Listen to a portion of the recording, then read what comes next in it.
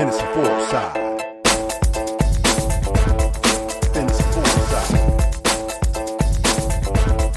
Fantasy Foresight. Welcome everyone to Fantasy Foresight, the podcast. We're your hosts and co-founders of FantasyForesight.com, coming to you from the Rambo Fixture Company studios. I'm Ben. And I'm Jay. You ready to get rolling, Jay? You know it. Let's do this. All right, let's go.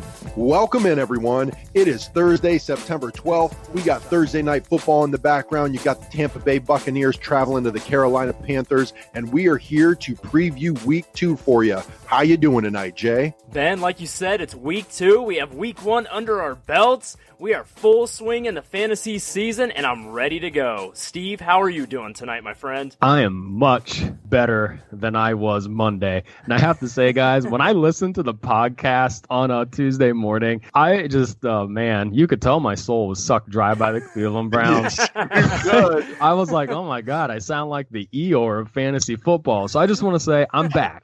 I'm back. All right, let's go. Yeah, love it, Steve-O. And real quick before we dive in tonight, I just want to remind everybody that this is all within the framework of 12-team PPR formats. And the name of this game, buys and sells, here on Fantasy Foresight, the podcast, is twofold. One, we want to tell you versus the expectation out there, the aggregate projection out there. We want to tell you what Total Foresight's saying in comparison to that. Sometimes it's saying a good thing about a player, sometimes it's saying a bad thing about a player. And also, we are the only service that we know of out there that holds ourselves accountable on a weekly and annual basis. We dedicate a whole second pod series every week to that, and it's all about giving you the context about adding the why to what happened so that you can apply that to next week. So, with that in mind, let's dive right into it. We've got 6 buys and 4 sells for you tonight. First up, we've got Detroit Lions quarterback Matthew Stafford. He is the aggregate projected QB 20, and Total Foresight likes him as QB 9 this week. He is at home versus the LA Chargers. He's got the 9th best Savage ranking. That's our strength of schedule metric. And Vegas likes LA as a 2.5 point favorite on the road. However, Matt Stafford was tied for QB4 last week on the road at Arizona. Matt Stafford was hurt last year. He's healthy this year. He's motivated this year, and he is a QB1 this year, just like every other year in his career up until last year. QB20 is disrespectful. We are absolutely buying him, besting that projection this week. All right, and our second buy this week is Arizona Cardinals running back David Johnson, whose aggregate projection is RB16 this week. However, Total Foresight has him ranked as RB6 overall. Now, they are on the road against a tough Baltimore Ravens defense. Their strength of schedule metric, our Savage ranking, has them second worst this week. Vegas has the Ravens favored by 13, but he was RB5 last week. Like we correctly said about Duke Johnson last week, a bad Savage rating isn't something impossible to overcome for pass-catching running backs. DJ is better than RB16 at Baltimore or not. Absolutely, can't argue there. Next up, we've got as Tosh would say, a web redemption this week for LA Rams running back Todd Gurley. We got him wrong last week by technicality. In the spirit of things, off of 15 touches, besting 101 total yards. I don't think we got it wrong conceptually, and we are doubling down this week. His aggregate projection is RB15, and Total Foresight likes him as RB10 at home versus New Orleans. 3rd best Savage rating in the entire NFL this week. They are a 2-point favorite according to Vegas, and last week he wasn't used in the goal line at all. I don't think that's going to be something that is consistent throughout the season. That was probably just a game flow, rotational, circumstantial type of situation, and I expect Todd Gurley to best RB15, period. Hey, you remember the touchdown machine he's been over the past several years, and he's capable of breaking off big plays. It just didn't happen for him last year, even though he had over 100 yards total. So yeah, he's due to get in the end zone, and if he does, that RB15 will be easy to beat. All right. I'm going to double up and take this guy since I definitely want to let you take the next guy.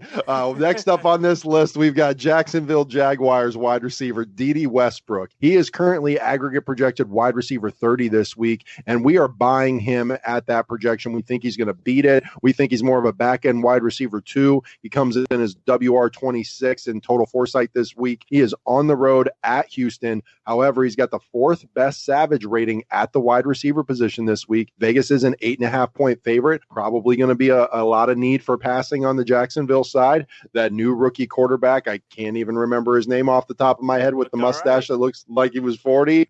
Gardner Minshew. Yeah, he went, 20-22, I believe, and showed out pretty well for just running in off the bench. And Dede was wide receiver 33 last week with no preparation with that guy. Had a whole week to work with his new quarterback. He only had 6 targets last week. I think he should see a few more, and that Savage rating is what really popped off the screen to me this week. Yeah, love seeing that Savage ranking, especially on the receiver side of the ball. All right, next up, we get to welcome a new guy to the show. One of the waiver darlings from week 1, Washington Redskins wide receiver Terry McLaurin, former Ohio State Buckeye, making the buys list this week. His aggregate projection is WR50. People still aren't quite ready to go all in on a Washington Redskins wide receiver. However, Total Foresight has him ranked much better at WR35, still a WR3. We're not saying he's going to be a WR1 this week,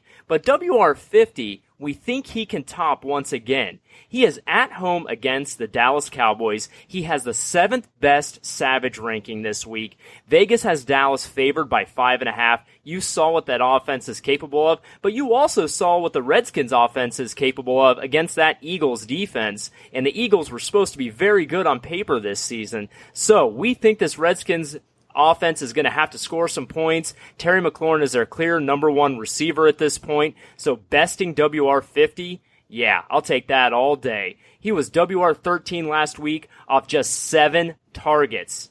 The guy can be the real deal, and we're banking on it. He could. He definitely seems like he's in that old Jamison Crowder role where he's just eating up all those targets. And, what's to stop him going forward? And wide receiver 50? Yep. Absolutely. Wide receiver 50? Come on now. That's easy. And next up on our last buy of the week this week, we have got Atlanta Falcons tight end Austin Hooper. He is the aggregate projected tight end 12 heading into week 2. Total Foresight likes him as tight end 8. He is at home versus the Philadelphia Eagles. He has the best Savage rating at the tight end position this week, and Vegas likes Philly as a 1.5-point favorite, but we're talking about fantasy football, not necessarily the outcome of the game here.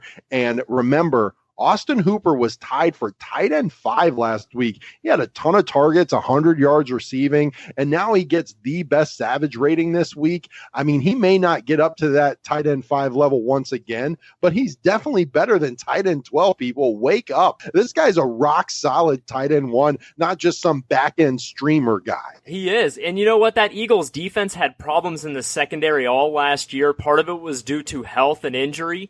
But we're seeing issues with it again. We saw it, like we said, against the Washington Redskins. Now the Atlanta Falcons are coming to town, and they're going to have to pass all over the place. This could be another high-scoring game with great passing volume for both teams, and Austin Hooper seems to be a lock to be Mr. Consistent tight end 1 this season. Absolutely. Steve-O, what are your thoughts on our buys for week 2? All right, guys. Well, first of all, I have to say I do love the Matty Stafford pick. Yeah. QB 20 seems way too low in a game where both of these teams are going to have to put up some points. And let's face it, the Chargers secondary, they're hurting right now. They are not the same Chargers defense that they were on paper earlier in the offseason. And Matty Stafford looks healthy, and he's got a full complement of weapons. So I really love that one there. I will say I'm a little leery of the David Johnson one, just for the simple fact that that's a long road trip. They're going to be playing outside on the grass against one of the better defenses in the NFL and Kyler Murray.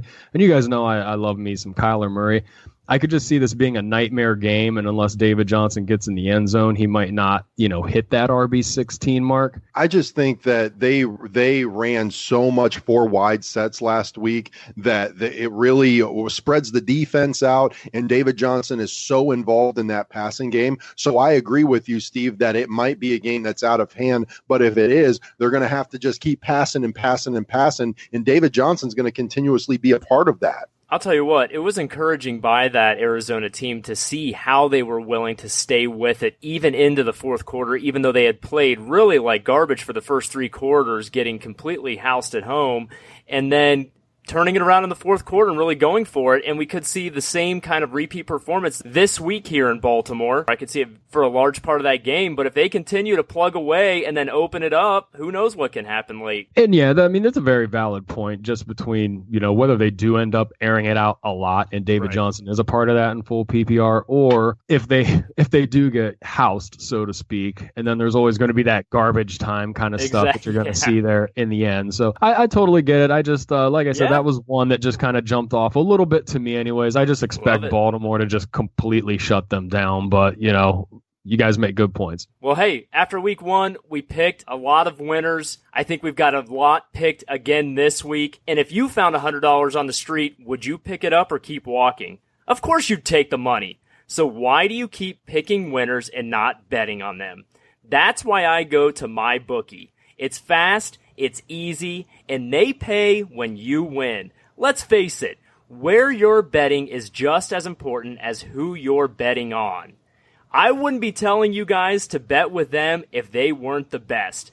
Do the smart thing. If you're going to bet this football season, bet with MyBookie. Did you know you could bet on games after kickoff? If by the second half it looks like your bet's going to lose, you can always just take the other side. Hedge that bet. If you're going to be the kind of guy that likes to bet a little and win a lot, try a parlay. If all your picks come through, you'll multiply your winnings. And no matter how you bet, the NFL season is the best time of the year. Join now and MyBookie will double your first deposit. Use promo code SIGHT, that's SIGHT, to activate the offer. That's promo code SIGHT. Visit mybookie.ag today. You play, you win, you get paid. And thank you, MyBookie, for supporting the show. Absolutely. Next up, moving right along, we have got our very first sell of the week. Pittsburgh Steelers quarterback Big Ben Roethlisberger. He is currently the aggregate projected QB 10, but Total Foresight likes him as QB 14. He is at home versus Seattle, and he is a 4-point favorite according to Vegas. However, Savage gives a little pause to that by highlighting a 24th of 32 Savage rating this week in week 2. And now, remember, I know it was against the Patriots. I know it was on the road, but he was QB 27 last week.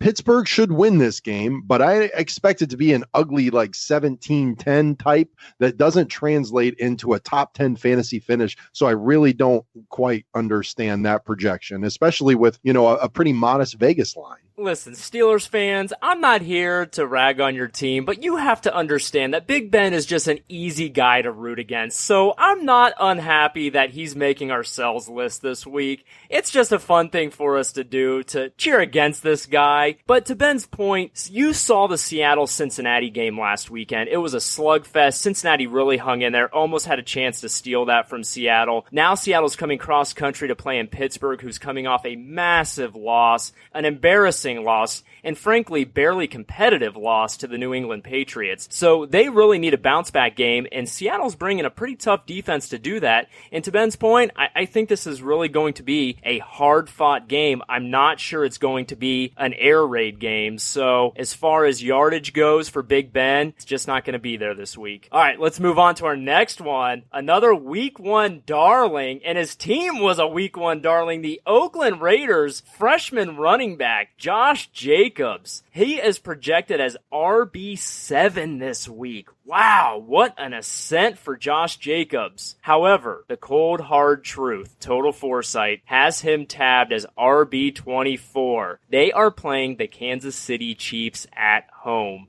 giving them the 15th best middle of the road Savage ranking this week. KC, favored by 7 by Vegas. He was RB7 last week. I'll admit it, but he's going to get game scripted out. Mahomes is in town. It's going to be a shootout. They aren't going to be able to rely on the run this week. If they want to keep up, they're going to have to score points and score points fast. Yeah, Patty Mahomes is the real deal, and this week's not going to be any different. And Kansas City's going to get up fast, and they're not going to look back. So I love the Raiders. It was a great story. It was a great week 1 win. You saw that whole team buying in, but reality is coming in week 2. Very well said. Enough said about that. Moving on. You know what?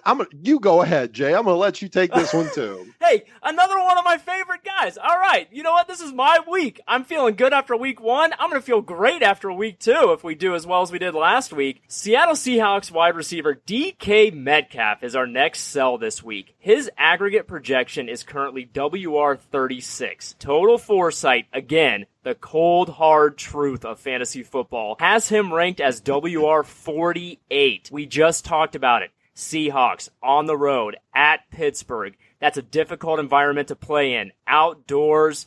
He has the 16th ranked Savage ranking this week. Pittsburgh is favored, like we said, by 4 at home. That Seattle passing game is just not going to have a ton of volume. Russell Wilson had 20 completions last week. DK Metcalf was WR40 last week in an impressive debut that everybody loved, WR40. Now he's on the road and against an angry Pittsburgh Steelers team that got embarrassed week 1 on national television.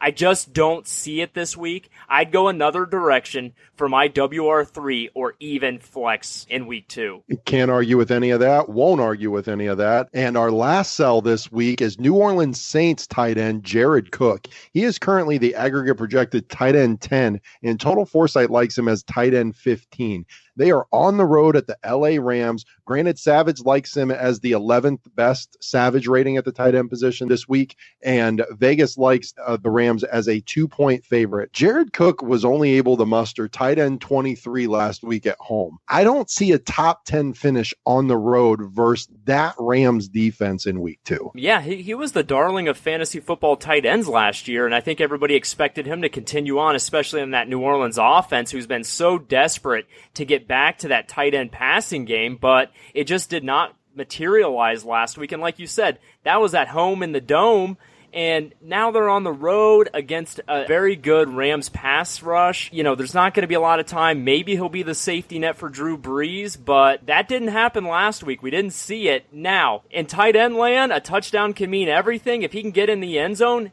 he'll prove us wrong, but if he doesn't, he's going to prove us right once again. Yeah, I don't think the touchdowns are going to be easy to come by in this game. And if they do come, I don't think they're coming at the hands of Jared Cook. Steve, what do you think of ourselves this week? Shame on you both for dissing Jared Cook, first of all. And may I say, as the owner of him last year in our league of record, the game he had last week was what he did half of his games last year. So, you know, yeah. I know those are coming. But anyways, I'm just messing around. I love the Josh Jacobs pick. I mean, I don't know what dimension you'd have to be in, Dimension X or something with the Technodrome and the Ninja Turtles for him to actually finish RB7. I mean, because of what you guys said, the game script, I just can't see where the workload will translate into that unless the whole running back position has a down week 2. I just can't see it happening. And then I know some people would think, well, if Tyler Lockett, which is a situation to monitor, happens to be out in week 2, well, wouldn't that make DK Metcalf's stock go up? And I say no, because I would think that all of Pittsburgh's secondary will really focus on not letting Metcalf get over the top. And I also think then Seattle will probably try to run the ball 50 out of 60 snaps. So I love that pick as well, guys. They're looking good. I think there's a real strong shot of going 3-1 because Jared Cook is going to score 3 touchdowns. Appreciate that's hilarious. Well, we appreciate the kind words, man. And I know a lot of people were really happy with some of your speculative free agent ads this week, trying to outpace that waiver wire. And if you've got that extra bench spot and you could just, instead of some like low end wide receiver, if you just want to go some high upside backup running back or rookie running back or something like that, that's available. Steve's got your guys for you. Steve, who you got for everybody in week 2? All right, so I'm going to throw out there a running back and a wide receiver that we'll talk about here briefly. And we'll start out with Alexander Madison. Talked about him a little last week, but we saw him come in and get 9 carries for 49 yards. And if you watch the film on him, he was sharp. Even with the dreadlocks, he really looked like Dalvin Cook when he was out there. And just knowing that with Dalvin Cook's health, that's somebody that you'd want to at least stash. He's only 22% owned. So if you have just a middling WR 5.6 kind of just a gross player sitting at the end of your bench you don't even care about, drop him and pick this guy up. See what happens on Sunday. If Cook goes down, you very well have probably the hottest waiver wire ad in all of fantasy football, and you aren't going to have to pay up for him. And you could always just drop him later if you want to, but I think you should probably actually stash this guy. And then I'm going a little deep on this wide receiver, but a guy who is owned by 1% of Yahoo fantasy leagues. Do tell. But just hear me out. It's going to sound shocking at first, but Preston Williams, wide receiver of the Miami Dolphins. Okay. This is a guy originally was played at the University of Florida. Let's just say he had some very knuckleheaded off the field type stuff, found himself transferring to a small college. NFL teams did not want to take a risk on this guy, but he is like a graded out, a first round NFL talent. He was the talk of training camp, all camp for the Miami Dolphins. 6'4", 210, just a really nice skill set, and it was on display Sunday. He caught the only touchdown the Miami Dolphins had, and if you go back and watch that play, it was a sweet catch, actually. Now, he only had 5 targets, and it was for 3 catches, 24 yards, and a touchdown. But if you're hurting at wide receiver, and again, you have a spot at the end of your bench, pick them up. I'm not saying that you start either of these guys. Don't even do that. But you just want to have them just in case, especially with the Dolphins. They might be throwing the ball a lot this season. And this guy, he might get brought along and he might be somebody he's worth looking at. So those are the 2 guys I have. I do want our listeners to know I am going to be publishing a blog post each and every Friday evening. I have another 4 or 5 guys I'm going to be adding, and I'll have a little write-up on each one of them. And again, these are guys that you just want to have at the end of your bench, add them before kickoff, guys that are 30% owned or less, and you can lock them and load them in that last spot of your bench. And, maybe you could strike a little waiver wire gold come Monday morning. Love it, Steve. Love the deep dive, Steve. That could be one of this week's highlight players, and you will have heard it first on this podcast because no one out there is covering Preston Williams heading into week 2. Yeah, and that's just another example of the deep dive type of perspective that Steve takes on all of his work. So again, those are just 2 of several that he has on his list, and he's going to be putting out his list every single Friday. So make sure you go to fantasyforesight.com and check out the Foresight Encyclopedia blog and let him help you pick up some speculative ads that could really end up paying off huge for you. So that's all for this episode, guys. Love it. Love our buys. Love our sells. Love Steve's speculative ads. And we will be back here with you on Monday Night Football to hold ourselves accountable, see how we did, and then make sure we go over all of the big news of week 2 and all the waiver wire targets. Can't wait. And that wraps up this episode of Fantasy Foresight, the podcast. We thank you for joining us. Be sure to visit us, as always, at fantasyforesight.com. Use the links at the bottom of the page to find us across social media, including Twitter, Facebook, YouTube, and wherever you pod. We hope you enjoyed the episode, and we'll see you next time.